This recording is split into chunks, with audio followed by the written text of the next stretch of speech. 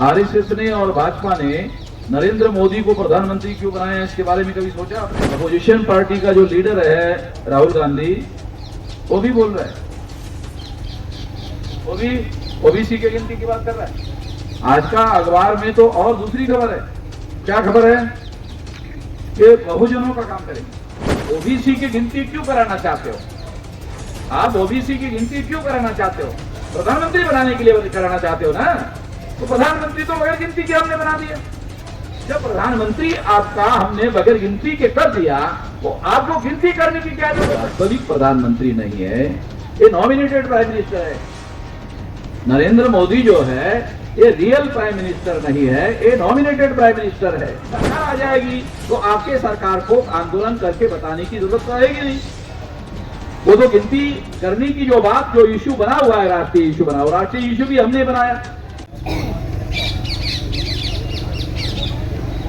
रहने कहाँ हुआ? साथियों, राष्ट्रीय पिछड़ा वर्ग मोर्चा के द्वारा 8 अक्टूबर को जंतर मंतर पर धरना प्रदर्शन का आयोजन किया गया है और इस धरना प्रदर्शन में ओबीसी की जाति आधारित गिनती के लिए दिल्ली तक ये मुद्दा उठाने के लिए लाया गया है। साथियों, ये इसलिए किया गया है कि आने वाले समय में राष्ट्रीय स्तर पर राष्ट्रीय पिछड़ा वर्ग मोर्चा, जो पिछड़े वर्ग का राष्ट्रीय स्तर का संगठन है, इस संगठन को आप लोगों को यहां से जाकर केवल एक काम करना है। जितने दिन तक सरकार गिनती नहीं करेगी, उतने दिन तक ये मुद्दा जिंदा रहेगा और अगर गिनती कर दिया तो मुद्दा खत्म हो जाएगा। तो बेहतर है गिनती ना ही करते। बेहतर है ये गिनती करने के लिए तो ये धरना प्रदर्शन है। सरकार अगर गिनती नहीं करती है तो बेहतर है कि हमें आंदोलन करते रहने का मौका उपलब्ध रहेगा। अगर मान लेती है तो फिर तो ये मुद्दा खत्म हो जाता है, कोई और मुद्दा ढूंढना पड़ेगा। तो बेहतर है कि ये सरकार, क्योंकि उनके सामने एक संकट है, गिनती नहीं करते हैं तो संकट है, आंदोलन बढ़ेगा। गिनती करते हैं तो इन लोगों का वास्तविक आंकड़ा पता चलेगा। जैसे नीतीश कुमार ने बिहार में राज्य स्तर की गिनती की तो गिनती का आंकड़ा बिहार में निकला 64%। तो ये 64% जो बिहार में निकला है वो लगभग 64, 65, 67, 66 के आसपास ये आंकड़ा निकलने वाला है। सारे देश भर में इतना ही निकलेगा।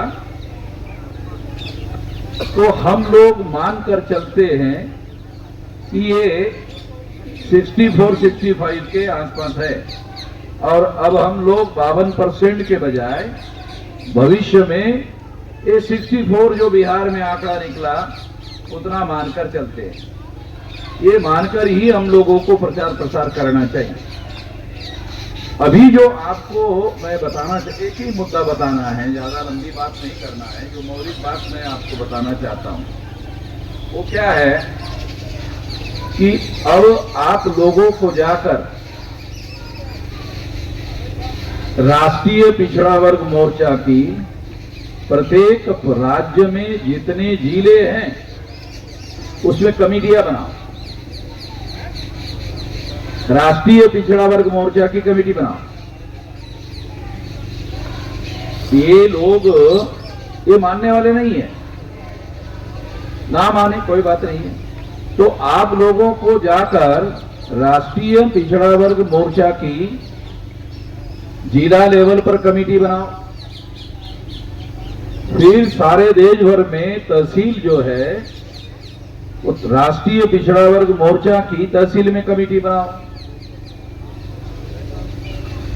बामसेप और भारत मुक्ति मोर्चा के द्वारा ये कमेटियां बामसेप की 625 जिलों में बनी हुई है।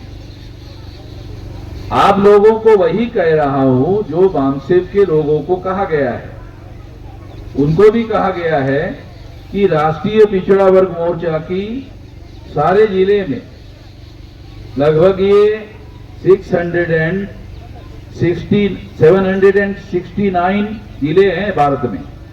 भारत में जो जिले हैं वो 36 स्टेट हैं और 769 जिले हैं। तो हम लोगों को जो नॉर्थ ईस्ट रीजन है, जो बांग्लादेश है उसके बॉर्डर में या ब्रह्मदेश के बॉर्डर में जो छोटे छोटे स्टेट है, अगर वो छोड़ दिए जाए तो हम लोग 32 राज्यों में एक कमेटियां बना सकते हैं। तो आप लोगों को ये कमेटियां बनाने का काम करना है जिला लेवल की, राष्ट्रीय पिछड़ा वर्ग मोर्चा की। और तहसील लेवल पर जो तहसील है देश में, उन तहसीलों में ये कमेटियां बनाना है। जिले की कमेटी बनेगी और जिले की कमेटी बनती है तहसीलों के गठन के साथ, गठन के आधार पर जिला बनता है। और अगर आपने तहसील कमेटी बनाई तो तहसील की कमेटी ब्लॉक और ग्राम पंचायत और गांव से बनती है। आप लोगों को ये बात समझा रहा हूं, बात को समझना जरूरी है। ये ओबीसी की जातियां दर्ज गिनती क्यों करना जरूरी है, क्यों करना जरूरी नहीं है, ये सब लोगों ने बताया। इसको मैं बताने वाला नहीं हूं, इसको मैं रिपीट करने वाला नहीं हूं, तो आपको मालूम हो गया। जो मौलिक बात मैं आप लोगों को बताना चाहता हूं वो ये है कि यदि हम डिस्ट्रिक्ट की कमेटी बनाते हैं राष्ट्रीय पिछड़ा वर्ग मोर्चा की, तो तहसीलों के साथ मिलकर बनती है। अगर आप तहसीलों की कमेटी बनाते हैं तो ब्लॉक, ग्राम पंचायत और गांव की कमेटियां बनाने से तहसील कमेटी बनती है। तो आपको तहसील कमेटी बनाना है। तहसील कमेटी बनाने का मतलब है ब्लॉक, ग्राम पंचायत और गांव की कमेटी बनाओ। इससे क्या होगा, इससे 6.5 लाख गांव है तो 6 लाख गांव की कमेटियां बन जाएगी। अगर 6 लाख गांव की कमेटियां बनती है तो वास्तव में वहां लड़ाई जो है ना वो हम लोग वहां लड़ेंगे, क्योंकि ये बीजेपी के लोग जो दिल्ली में पहुंचे हैं वो हमारे वोटों के आधार पर पहुंचे, ओबीसी के लोगों के आधार पर पहुंचे हैं। आरएसएस ने और भाजपा ने नरेंद्र मोदी को प्रधानमंत्री क्यों बनाया, इसके बारे में कभी सोचा आपने? पिछले 10 साल से हमने ओबीसी के मुद्दे को राष्ट्रीय मुद्दा बनाने के लिए प्रयास किया। तो अब अपोजिशन पार्टी का जो लीडर है राहुल गांधी, वो भी बोल रहा है, वो भी ओबीसी की गिनती की बात कर रहा है। आज का अखबार में तो और दूसरी खबर है। क्या खबर है? कि बहुजनों का काम करेंगे। अरे वो तो हम इसके लिए वामन मेजराम है ना, बहुजनों का काम करने के लिए वामन मेजराम है। आप अपने खानदान नेहरू, इंदिरा जी और राजीव जी का काम करो। अब हमारा ज्योतिराव फुले का, बाबा साहब का, जाओ महाराज का काम हमारे ऊपर छोड़ो ना। ये हमारा एजेंडा है, हम लोग काम करेंगे। मगर उनको मालूम हो गया अब यही एजेंडा आगे चलने वाला है और दूसरा कोई एजेंडा चलने वाला नहीं है। तो इसके लिए इस एजेंडे को राष्ट्रव्यापी आंदोलन का सबसे बड़ा मुद्दा है। मैं तो मोदी जी को सलाह दूंगा, इसको लागू ही मत करो। लागू करने के लिए ये कार्यक्रम है। मैं कहता हूं इसके लागू ही मत करो। और कब तक मत करो? 6 लाख गांव तक हमारा संगठन फैल जाए तब तक मत करो। क्योंकि ये कर दोगे तो 6 लाख गांव में इस मुद्दे को लेकर के जाएंगे तो लोग बोलेंगे अरे तो हो गया, अभी दोबारा क्यों आ रहे हो? तो इसलिए मत करो। मैं आप लोगों को एक कहावत बताता हूं, सीधे उंगली से घी नहीं निकलता, इसलिए टेढ़ी उंगली से निकालने का बता रहा हूं। आप लोगों को जो बता रहा हूं, सीधी उंगली से घी नहीं निकलता, तो टेढ़ी करके निकालते ना, तो मैं आपको टेढ़ी करके निकालने की बात समझा रहा हूं कि छेला गांव का इसी मुद्दे का आधार बनाकर आप गांव में जाओ, तो गांव में इन मुद्दों पर आप बात करोगे तो लोग आपको साथ देंगे। गांव में तो हमारे लोग हैं, SC ST OBC के ही तो लोग हैं गांव में। तो वो जो गांव में हमारे लोग हैं, गांव में आपकी शाखाएं बनेगी, कमेटियां बनेगी, छेला गांव की कमेटियां बनेगी।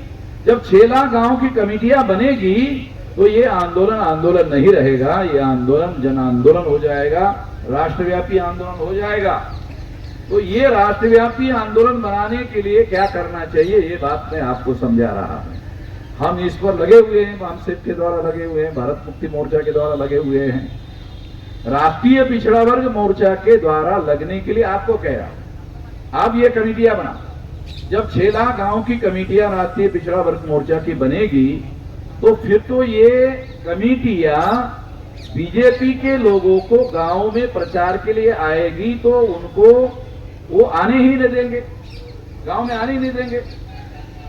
नरेंद्र मोदी को उन्होंने चेहरा दिखाने के लिए प्रधानमंत्री बनाया, ये ओबीसी के आंदोलन की हवा निकालने के लिए बनाया, ताकि ये बताया जा सके कि देखो भाई आपका प्रधानमंत्री हमने बना दिया है। जब आप ओबीसी की गिनती क्यों कराना चाहते हो, आप ओबीसी की गिनती क्यों कराना चाहते हो, प्रधानमंत्री बनाने के लिए कराना चाहते हो ना, तो प्रधानमंत्री तो बगैर गिनती के हमने बना दिया। जब प्रधानमंत्री आपका हमने बगैर गिनती के कर दिया तो आपको गिनती करने की क्या जरूरत है। तो इसका जवाब यह है कि नरेंद्र मोदी को आपने बना दिया प्रधानमंत्री, मगर ये वास्तविक प्रधानमंत्री नहीं है, ये नॉमिनेटेड प्राइम मिनिस्टर है। नरेंद्र मोदी जो है ये रियल प्राइम मिनिस्टर नहीं है, ये नॉमिनेटेड प्राइम मिनिस्टर है। नॉमिनेटेड अंग्रेजी शब्द है, इसका हिंदी में अनुवाद होता है नामधारी। अरे हमको कामधारी चाहिए भाई, नामधारी नहीं चाहिए। ये नामधारी प्रधानमंत्री आपने बना दिया और वो नामधारी है, इसे उसने प्रूव कर दिया 10 साल में कि वो नामधारी ही है। क्यों, इसका सबूत क्या है नामधारी होने का? ओबीसी की गिनती नहीं किया, इससे सिद्ध हो गया नामधारी है। कामधारी नहीं है। अगर ओबीसी की गिनती का काम किया होता तो कहते कामधारी है, नहीं किया इसलिए कहते हैं नामधारी है। तो ये नामधारी प्रधानमंत्री जो है इसको आपने बनाया, इससे हमारी समस्या का समाधान होने वाला नहीं है। तो हमको कामधारी प्रधानमंत्री बनाना होगा तो राष्ट्रीय पिछड़ा वर्ग मोर्चा की शाखाओं को जिले में उसकी कमेटियां बनाओ, तहसील में कमेटियां बनाओ, और इससे क्या होगा, तहसील कमेटी से ब्लॉक, ग्राम पंचायत और ग्राम में भी कमेटियां आपको छेला गांव में बनानी होगी। ये काम करो। मोदी को इसको गिनती करना है नहीं करना है छोड़ो। अगर आपने छेला गांव में कमेटियां बनाई तो आपकी तो सरकार आ जाएगी। जिस सरकार को आप गिनती करने के लिए कह रहे हो, यदि आपने छेला गांव में कमेटियां बनाई, अरे फिर तो आपकी सरकार आ जाएगी। आप सरकार को कह रहे हो गिनती करो, अगर छेला गांव में आपने कमेटियां बना ली तो आपकी सरकार आ जाएगी। जब आपकी सरकार आ जाएगी तो आपके सरकार को आंदोलन करके बताने की जरूरत तो रहेगी नहीं। वो तो गिनती करने की जो बात, जो इश्यू बना हुआ है, राष्ट्रीय इश्यू बना हुआ, राष्ट्रीय इश्यू भी हमने बनाया, नेशनल इश्यू भी हमने ही बनवाया। तो इसलिए इस मामले का हल हो सकता है। तो इसलिए आने वाले समय में हम लोग आंदोलन पर सबसे ज्यादा थ्रस्ट देंगे। अभी तक हमने संगठन पर थ्रस्ट दिया, तो अभी हमारा थ्रस्ट आंदोलन पर है। 9 अगस्त 1942 को गांधी जी ने क्विट इंडिया मूवमेंट चलाया था, और क्विट इंडिया मूवमेंट चलाने से क्या हुआ, अंग्रेजों भारत छोड़ो, अंग्रेजों को भारत छोड़कर जाना पड़ा था। तो इसी तरह से यहां पर जो भी भारत में काबिज लोग हैं, उन लोगों को भी सारी व्यवस्था के नियंत्रण से छुड़ाना होगा, और इसके लिए सारे देश भर में संगठन निर्माण करना 6 लाख गांव में, ये उसकी पूर्व शर्त है। मोदी आपकी बात सुन नहीं रहा तो दूसरा रास्ता अपनाना पड़ेगा। अगर मोदी ने सुन लिया तो आपका मुद्दा हल हो जाएगा। मोदी सुन नहीं रहे हैं क्योंकि मोदी नॉमिनेटेड प्राइम मिनिस्टर है, वो वास्तविक प्रधानमंत्री नहीं है, आरएसएस के हाथ में सारी सूत्र है। तो हमको 6 लाख गांव का संगठन बनाना है। 6 लाख गांव का संगठन बनाओगे तो आपकी ही सरकार आ जाएगी। इस दिशा में आपको काम करना है। तो आपको मैं इस मौके पर बहुत ज्यादा बात नहीं कहना चाहता हूं, क्योंकि कानून के अनुसार 5 बजे तक बोलने की अनुमति दी गई है। 1 मिनट ज्यादा हो गया तो 1 मिनट में ज्यादा ले लिया है अपनी बात यहीं पर, क्योंकि मैं कानून के पाबंदी का पालन करने वाला आदमी हूं, इसलिए मैंने 1 मिनट ज्यादा ले लिया। तो कानून के दायरे में रहकर मैं अपनी बात समाप्त कर देता हूं। आपने मेरी बात ध्यान से सुनी, इसलिए आभार, धन्यवाद।